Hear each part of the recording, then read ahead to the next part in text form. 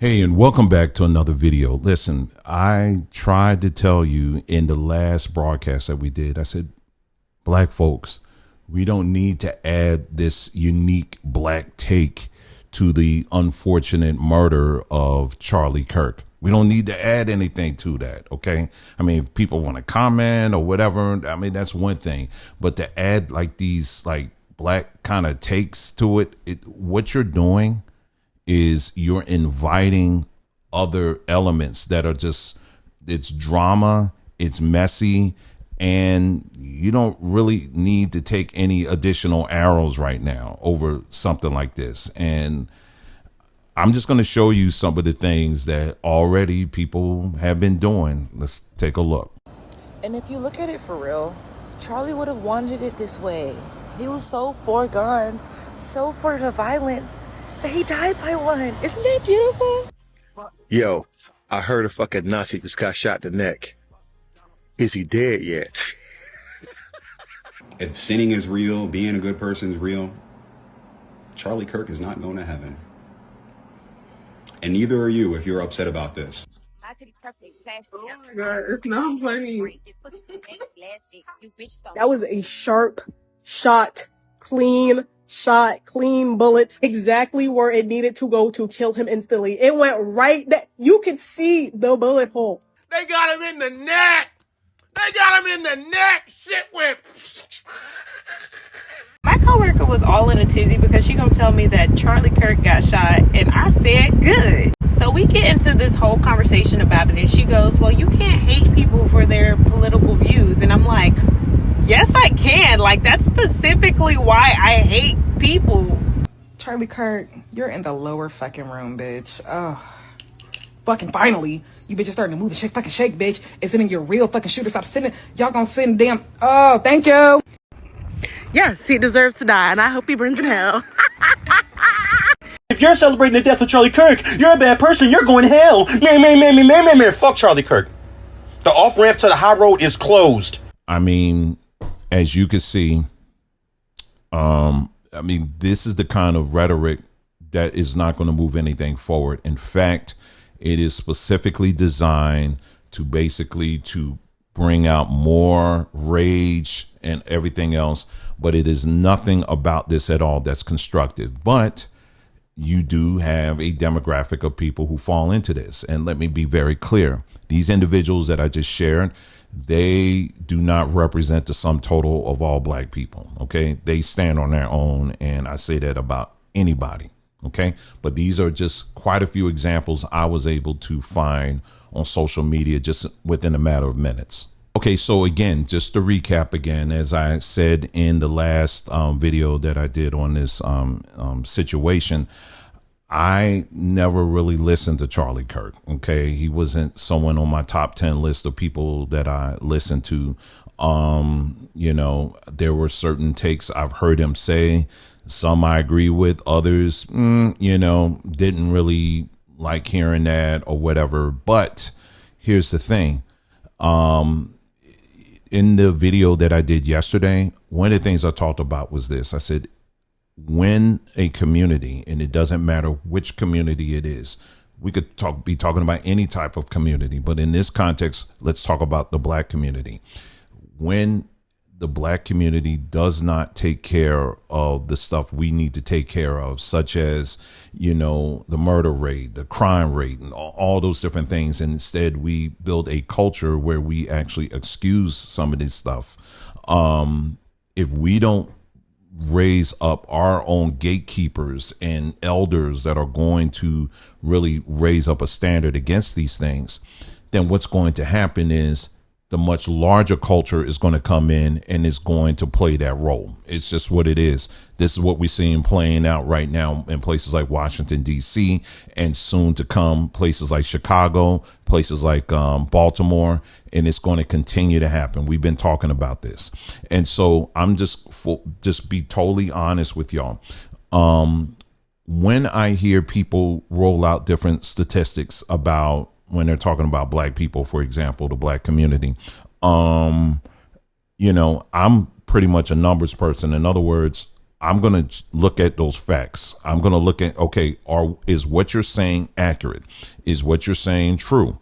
And I'm going to look at it just like any other person should look at it as well. And if it comes back that it's false, then of course I'm going to call that out. But if it comes out that it's true and it's, and it's rooted in truth, then I'm not going to argue against it. Instead, what I'm going to do is basically, it's going to cause me to take some pause and think about, okay, what is causing this then? Do you understand? It's kind of like that's how science is supposed to work. Science isn't, how a few years ago they said the science is settled. Well, science is never settled. Science is just an ongoing process where there's a lot of debate that goes on, a lot of conversations that go on, and the purpose is to move forward, right?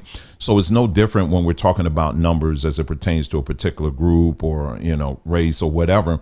It's the same thing. The goal should be to move forward, not to say, to build these walls and say, no, I'm going to stand on this and that's it. And anything else anybody else says, I'm not going to agree with. No, that's not how it works. And so in the case of people like the Charlie Kirks, some of these other people, Ben Shapiro's and stuff like that, trust me, again, these are people I don't typically listen to, but I do focus on the facts. And let me just say this, as a black man, as you can clearly see, there are things that when I hear it, even though it's true, I don't like hearing it from other people. I don't. I feel some kind of way when I hear a white person doing a factual read of my group. You know what I mean? I don't like that. It makes me feel uncomfortable. But if it is true, if it is rooted in truth, I have to face that. You understand what I'm saying? And not only that, I got to figure out a way, how can we stop this? That's how you move things forward. Okay, so there's what we've been talking about is this whole thing about the brain again. I know I've been talking about it, and I hope you guys are checking out our series on the brain that we're doing over on Samba Tree, where we're talking about the different parts of the brain. And this latest installment that we were talking about the amygdala and the prefrontal cortex. I've been talking about that a lot, and I'm gonna continue to talk about that, where the amygdala is the place where is the seat of it's where your emotions are, and your prefrontal cortex is when you process actual facts. And so what happens is, if you tend to stay in that emotional piece, what happens is because there's plasticity in your brain will actually shrink, and it will conform itself to pretty much a device, if you will, that is driven by emotion, not critical thinking, where your prefrontal cortex handles that.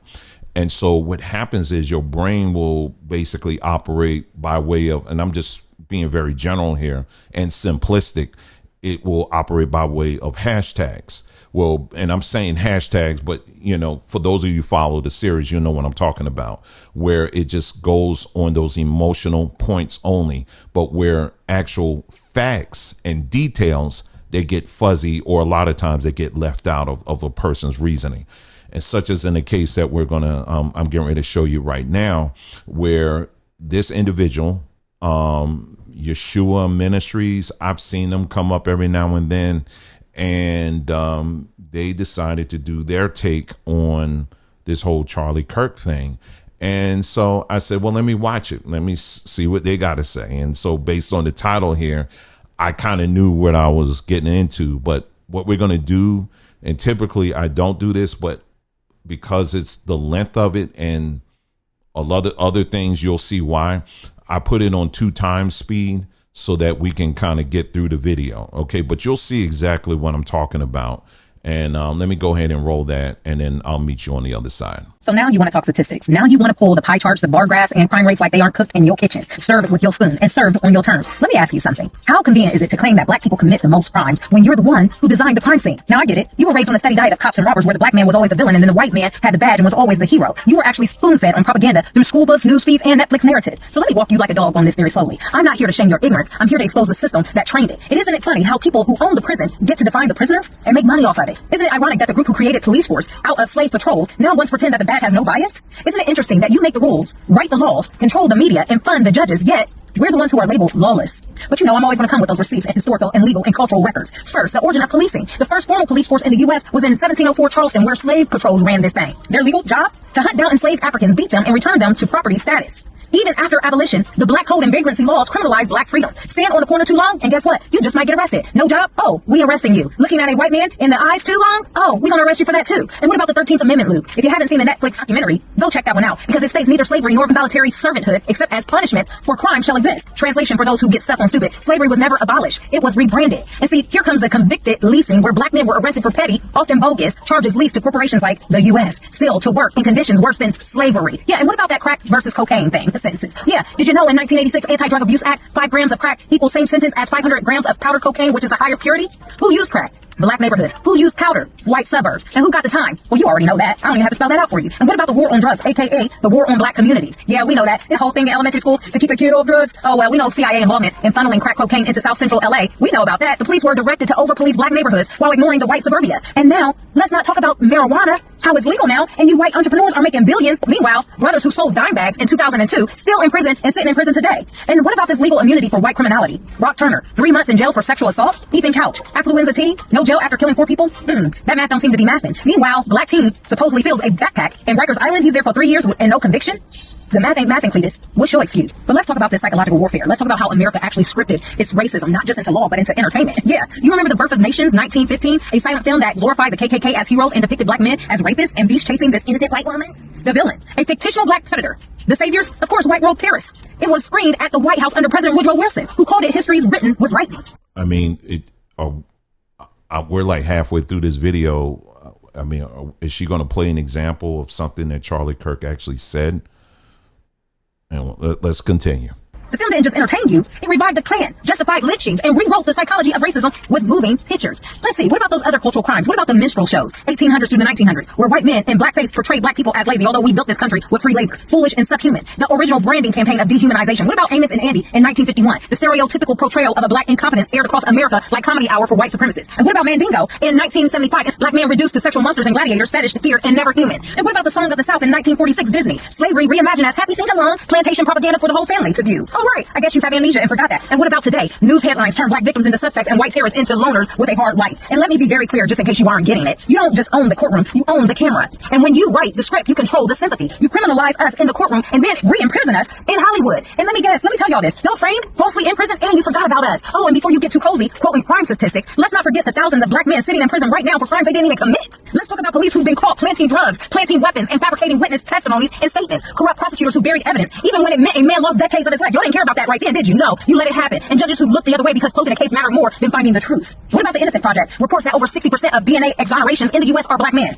Make that make sense, Cletus. And yet, your beloved government, your sacred system, has passed laws in many states to block access to DNA testing after convention. Now let that sink in for you. They would rather leave an innocent man to rot than to admit the system is wrong and broke. So tell me again, who's the real criminal? The man sitting in the cell or the one who put him there in the first place knowing he didn't do it? But here's the irony. Here's the hypocrisy. You claim that we're more violent, yet the most genocidal people in history built colonial empires on blood. You say we're the criminals, yet Wall Street was built by stolen black labor and still robs working people legally. You blame black on black crime, but never talk about white on white war, which led to 2 world wars and millions dead.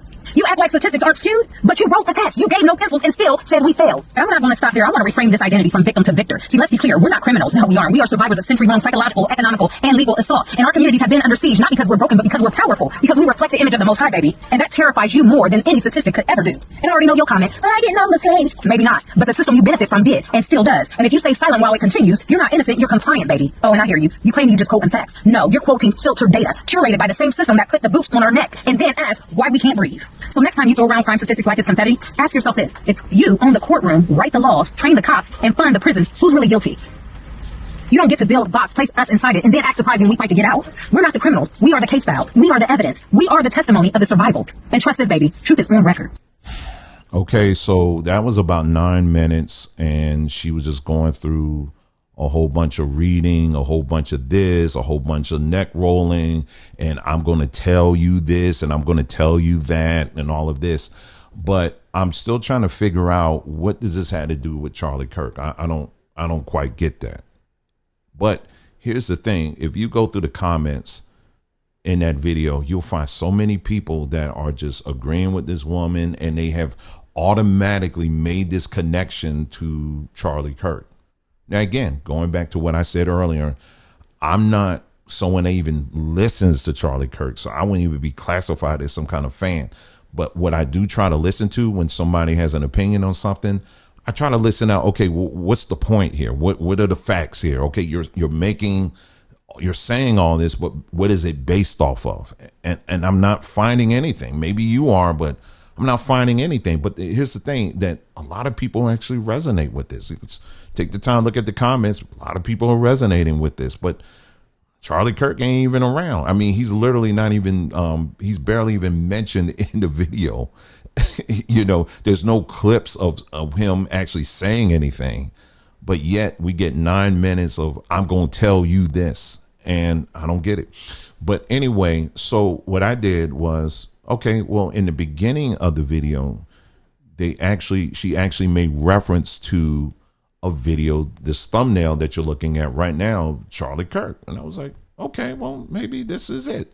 Maybe this is what we're talking about. Maybe in this video, it has the info that we need. So what I'm going to do with this video, I had to cut out the beginning because she just goes on about something and then she does an ad and all of that. Now what we're going to do is let's just jump to the meat of her video. Okay, so this is the video that this first woman actually referenced. So let's take a look at this video and let it play. And stuff like that. Hello. Is she Be sitting respectful, down? guys. He can do what he wants. Oh, can I start now? Oh. Why is she on the ground? Nice to meet you, Charlie. I'm a big fan. I think you're a very beautiful man. I admire you physically. But no homo. I did have a question. Something I don't find very interesting about you. Okay, we are going there. Were they giving him a hard time because of the scarf around his face? Here's the other thing. It's like, so what? It's like, why do people care so much if people are wearing masks? It's like, they're literally not harming you. Like, let them do their thing. And maybe he's got a zit. Who knows? All right, this is going to be interesting because he came out swinging.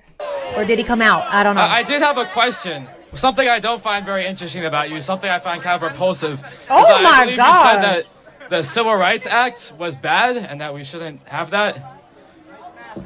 Okay, well... thank you. I appreciate that. I don't like you as much as Charlie, though. First of all, what's your name? Sorry. I don't want to be, like, filmed and stuff. Too late. I'm anonymous, number one. Oh, that's why he has the guy. mask on. Okay. Well, hello. Nice to meet you, anonymous guy. Thank you. Nice to meet you, too. Yeah, I believe in part of the essence of the Civil Rights Act went way too far, way too wide. Oh, how did it go too far? Well, for example, it created an entire civil rights leviathan that gave us affirmative action. Civil rights leviathan? What do you mean? Yeah, so if you can let me finish three words in. Sorry. It allowed the Department of Justice to go after people that have different skin color, a.k.a. white people, and prevent them from getting jobs in college admissions. You have a job. I'm sorry? You have a job. No, you're right, I do. Right, but just until Trump came around, until the Supreme Court decision, thanks to the Civil Rights Act, if you have white skin color, it's much harder to get into a college than if someone has black skin color. Much harder. You have to get higher test scores. It's a much harder pool, largely thanks to the precedent set by the Civil Rights Act. Not to mention all the trans stuff that we're seeing. We're seeing men be able to win trophies and medals from women across the country, and they use the Civil Rights Act to justify it. Okay, I think I see where you're coming from. So you think that it's harder for white people because black people they could have lower tech scores and get them? It's not what I think. It's the fact. That's what you're saying. Okay. All right. Well, I guess what I would say too. I think perhaps you're familiar with the term equity, right? Where different people have different circumstances. It's which Marxism. Leads to different I reject. Okay. Well, whether you reject it or not, I think it's a prescient. Do you guys know how I feel about stuff like this? Whether this young man is right or wrong, I just think he set himself up for failure with, one, the way he's cutting Charlie off. Two, by his very sarcastic nature. He stepped up and said he was repulsed by Charlie, which he has every right to. Fine. But I just think if you want your message to be heard in an arena of opposition, it's best to come, first of all, with clear facts and be, I guess, as respectful as the person on the other end. I just feel like his point is going unheard because of his antics, if you will. The antics of it all is like completely taken away from any right point he could be making. It's so distracting. Oh. Okay. To the point of the civil, all the civil stuff, the Civil Rights Act that Charlie was just discussing. I think like many other movements we've seen in America, things and intentions can start one way and they can be radicalized by the end of it. I'm not even well versed enough in the civil rights movement as far as like going deep, right? Like I know the surface stuff. I know the things they taught us in school. I know the things I've learned like in church and just being like a Black woman in America. Okay, hold on. So did you hear what she just said? She's not even familiar with the whole affirmative action. She's not even familiar with it. So if you're not familiar with affirmative action, then what basis do we have in even talking about this? I mean, if you're going to talk about something or basically analyze something, you should be somewhat familiar with it. I mean, I would think that would be just a baseline thing that I think we can all agree with. But she's saying right here, she literally doesn't even know enough about a whole affirmative action thing and what happened and all of it. Anyway, let's continue to play. But I would be completely lying if I told you I was aware of and completely knowledgeable on all the inner workings and things. So, but it sounds to me, it's almost like the DEI situation where it started out wanting to include everyone and then somehow it completely excluded one group while lifting up another, which is in essence what the civil, I don't know why I want to keep saying the civil rights movement and the DEI initiative was supposed to be about, was like not propping up one group over the other, but finding complete even ground. So if what Charlie is saying is correct as far as where it went with the civil rights movement and how it went from trying to make it equal for people of color, but instead it tipped the scales, if you will, then he has a point. I have never been educated on it doing that. I just was always under the impression, like the gentleman in the previous video, was that it was to make all opportunities equal for people of color. Okay, so let's start from the top. We start with one individual who's basically giving this long 9-minute take. They're not even mentioning Charlie Kirk, like literally not even mentioning him. She is referencing this video here that I just played to you, where she at least makes reference and plays a clip of something he said, but she acknowledges in the video, in her own video, that she's really not familiar with what they're even talking about, but she's trying to give some kind of take. And then at the end, she's like, pretty much throws her hands up like, I don't know, what do you guys have to say on this? So here you got two individuals that are giving takes on somebody that they are saying that they're not even that familiar with anything they're saying. Okay, so let's just kind of bring this all together. This video that I'm doing right now, it is not in any way, shape, or form to make you some type of Charlie Kirk fan or to try to convert you and make you a conservative, which I'm not. It is not to try to sway you on your political beliefs. What this video is that you're watching right now, the reason why I'm doing this video is because if you are not able to fully articulate what you are trying to say, in other words, it's one thing to say, I just don't like this person. It's another thing to say, I don't agree with this person. Okay, fine. That's fine. Okay, now tell me why. Let's give me point by point example as to why you don't agree or like this person. That's all I'm asking. That's all I'm saying. But that is called critical thinking. And if you don't engage in critical thinking, what I'm saying as an adult that's been around for some time, a half a century, okay, I can tell you that if you're not able to fully articulate and stay on point, people will not take you seriously. They will not listen to you. And what's the number one complaint that we see coming from our demographic? Nobody is respecting me. You're not respecting me. You're not listening to me.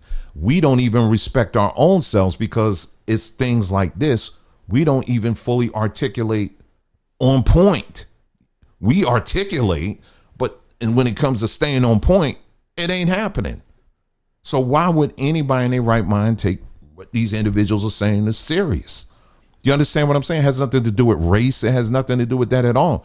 It just simply, why is it so difficult for you to do that? Instead, what happens is people emote. They stay in that amygdala region.